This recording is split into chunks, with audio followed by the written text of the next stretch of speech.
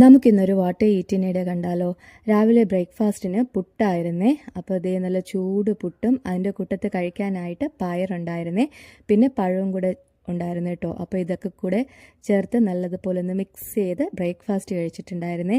ഇപ്പോൾ സ്ഥിരമായിട്ട് ബ്രേക്ക്ഫാസ്റ്റ് കഴിച്ച് കഴിഞ്ഞതിന് ശേഷം ഞാൻ കാടമുട്ട ഓംലെറ്റ് അടിച്ച് കഴിക്കുന്നുണ്ട്. അപ്പോൾ സ്ഥിരം ഒരു 7 മുട്ട വെച്ചിട്ടാണ് എടുക്കുന്നത്. ഇന്ന് നോക്കിയപ്പോൾ 4 മുട്ട ബാലൻസ് ഉണ്ടായിരുന്നുള്ളേ.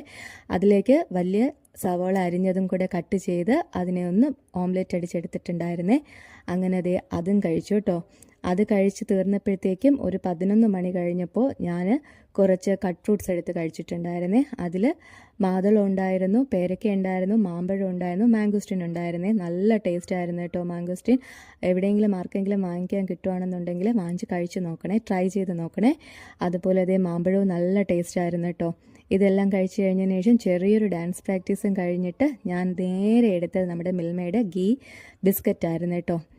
അത് ഞാൻ ട്രിവാൻഡ്രത്ത് എക്സിബിഷന് പോയപ്പോഴത്തേക്കും മിൽമയുടെ ഷോപ്പിൽ നിന്ന് മേടിച്ചതാണ്. നല്ല ടേസ്റ്റ് ആയിരുന്നു കേട്ടോ. ഒരു പാക്കറ്റിന് 63 രൂപയാണ്. അതിനകത്ത് കുഞ്ഞ് 12 പാക്കറ്റും ഉണ്ട്.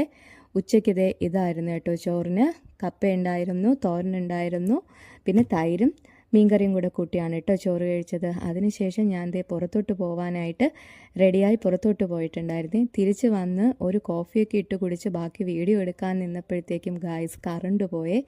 അപ്പോഴത്തേക്ക് ഇന്നത്തെ വീഡിയോ ഇത്രയേ ഉള്ളൂ. ബൈ.